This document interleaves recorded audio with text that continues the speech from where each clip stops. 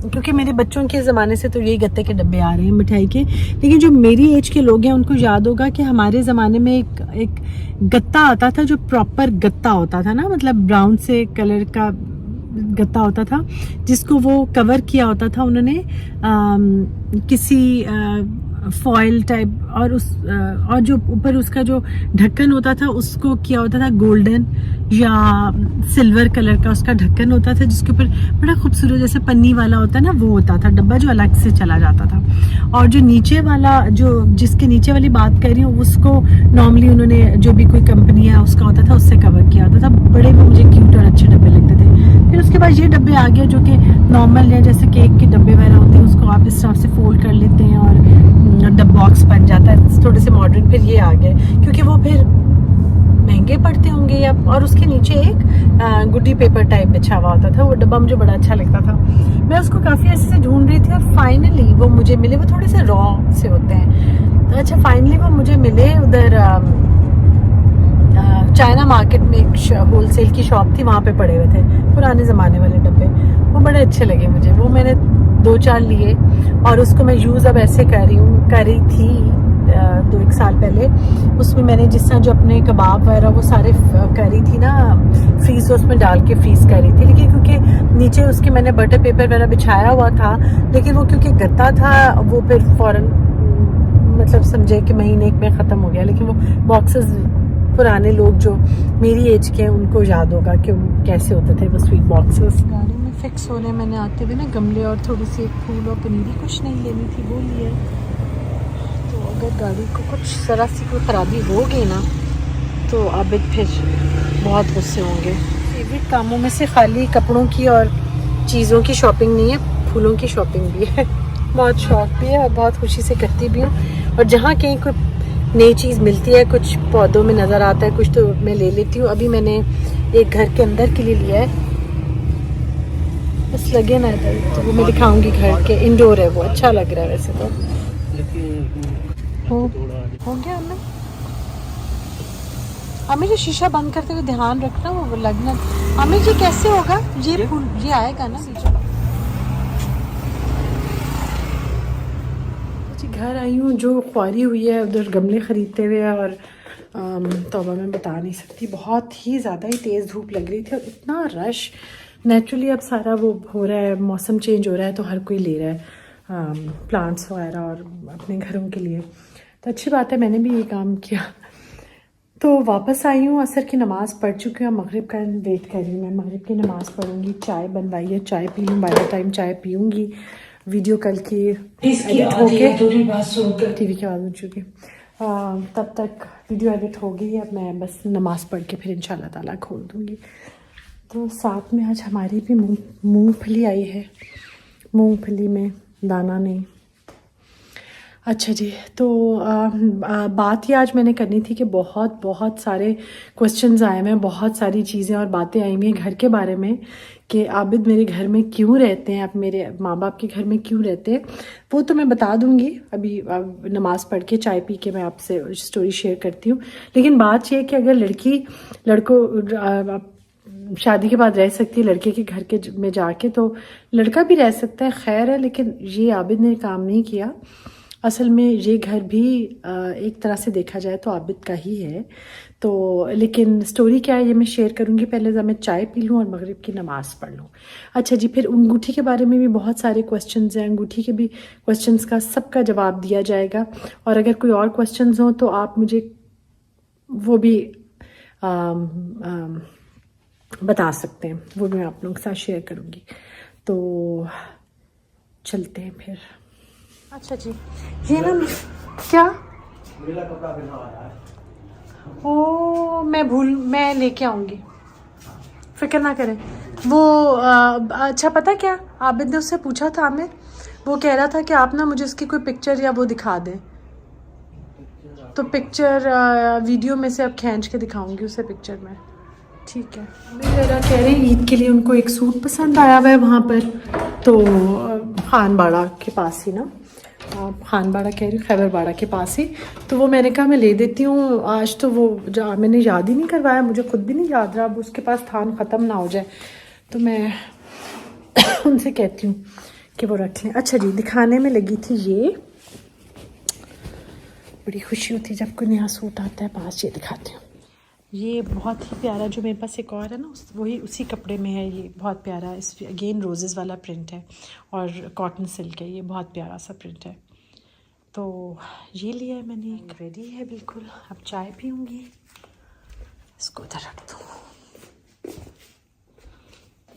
अच्छा जी, आज मैंने अपनी शॉल्स की कलेक्शन में से ये गोल्डन वाली शॉल ली हुई थी अपने इस वाले वेलवेट के सूट के साथ। वैसे कोई इतनी सर्दी नहीं थी, लेकिन फिर भी मैंने आराम से वेलवेट का सूट पहन लिया। ये अब श्रिंक होने को सुबह दूंगी।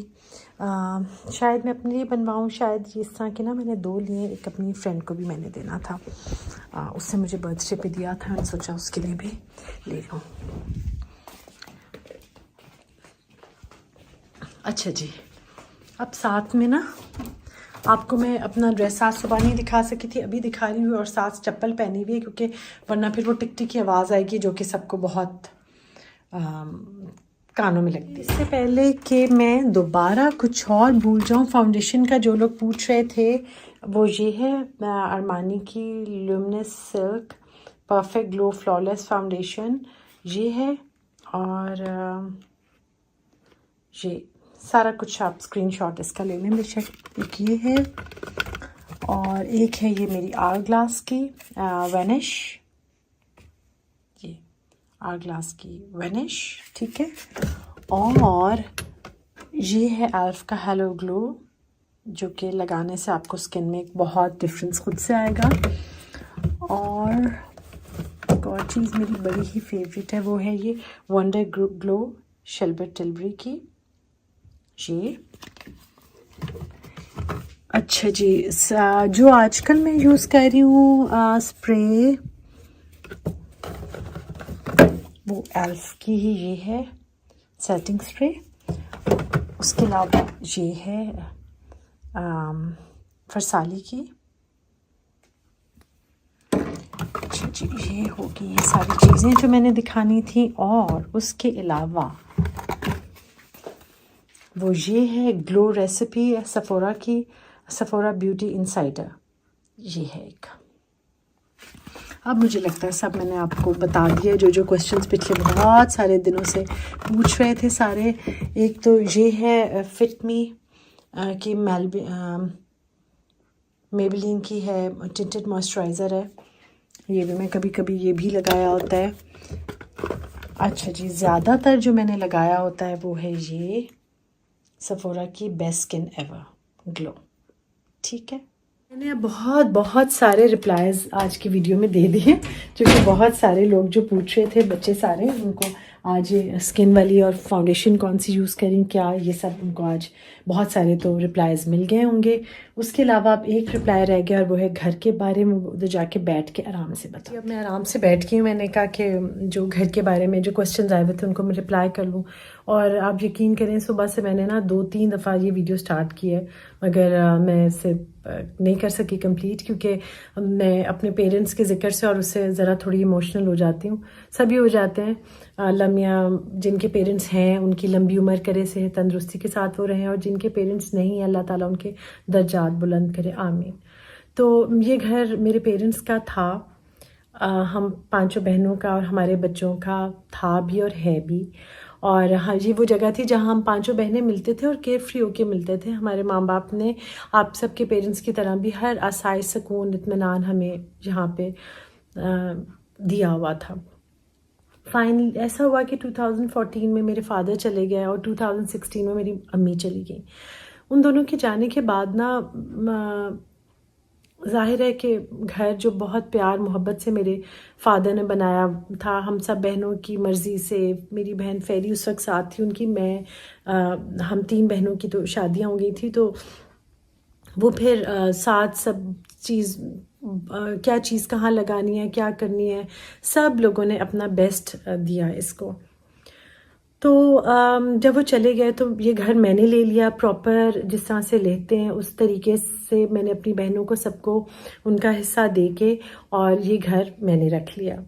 मैंने लिया मतलब कि जाहिर है मुझे आबिद ने लेके दिया ना, और वो सब लोग जो आबिद को घर दामाद या ये वो कह रहे हैं, तो ये घर आबिद ने मुझे लेके दिया है। मेरे फादर का घर था, उन्होंने तरीके से मेरी बहनों को सबको और उनकी खुशी से रजामंदी से हमने लिया घर। तो अब जाहिर है कि मैं और आबिद हम दोनों मियाँ बीवी हैं, हम जहाँ भी रहेंगे एक साथ रहेंगे। सारी ज़िंदगी मैं उसी घरों में रहती थी जहाँ पे आबिद रहते थे, मैं उनके साथ रहती थी। शादियों के जब मैं ससुराल भी गई तब भी मैं, वो आबिद का घर था, वहाँ रहती थी। तो अभी भी ये हम दोनों का ही घर है। ये बात तो बहुत अजीब है कि आबिद घर दामाद है। वो मैं कोई घर दामाद को किसी को बुरा नहीं कह रही, लड़कियां भी शादी के बाद जाके अपने ससुराल में रहती हैं। तो अगर लड़के रहें तो हमारी सोसाइटी में उसको थोड़ा सा कुछ अजीब सा कुछ नाम दे देते हैं कुछ ये, लेकिन ऐसा कुछ नहीं है। ये घर मेरा और आबिद का है, हम दोनों का है। तो अब बात ये है कि मैं अपने ससुराल के साथ क्यों नहीं रहती, और किसी ने मुझे लिखा हुआ आप प्रमोट कर रही हैं कि अगर एक शहर में ससुराल है तो आप ना रहें और आप अलग रह लें। तो मैं कुछ प्रमोट नहीं कर रही। एक बिल्डिंग होती है, एक मतलब कि चाहे वो 5 कनाल का भी घर हो, बिल्डिंग होती है, ठीक है। उसमें अगर किसी के 4-5 बच्चे हैं, 2 बच्चे हैं, 3 बच्चे, आबिद वगैरह 3 भाई हैं। अब वो तीनों भाइयों अगर एक घर में वो रह रहे हों, आप सोचें, उनकी बीवी, उनके बच्चे, फिर उनके बच्चों के ससुराल, फिर उनके बेटों के ससुराल। अब ये देखें कितने सारे लोग, वो सारे लोग वो सब एक घर में रह रहे हो तो कितनी मुश्किलात होंगी। पेरेंट्स को खुद में कितना मुश्किल हो जाएगा। और जितना भी बड़ा घर हो जाए उसका मीटर तो एक रहेगा ना, बिल तो एक ही आएगा। तो इसमें कोई वो बात नहीं है। मेरे सास ससुर मुझसे और आबिद से बहुत खुश हैं, मुतमईन हैं। हम लोग आप 2 साल से जो भी मेरी YouTube फैमिली है उनको तो सब चीज़ों का पता है, और जिन्होंने मुझे अब ज्वाइन किया, जिनके लिए मैं ये वीडियो बना रही हूँ, वो भी मेरी फैमिली है। और मुझे जाहिर है कि वो सब क्वेश्चंस उन्हीं की तरफ से आ रहे थे, तो मैं उन्हीं के लिए वीडियो बना रही हूँ और बता रही हूँ ये सब अपने घर की कहानी कि इस घर से हमारी बहुत सारी यादें हैं। फिर अब मुझे इस घर में रहते हुए 7-8 साल हो गए हैं, तो जाहिर है मेरी भी बहुत छोटी छोटी चीज़ें और वाबस्तगियाँ और मेमोरीज़ मेरी अपनी भी हो गई हुई हैं। तो घर तो शुरू में जब हमारी शादी हुई मेरी और आबिद की, तब तो हमारे पास कोई इतना बड़ा घर नहीं था, छोटा सा घर।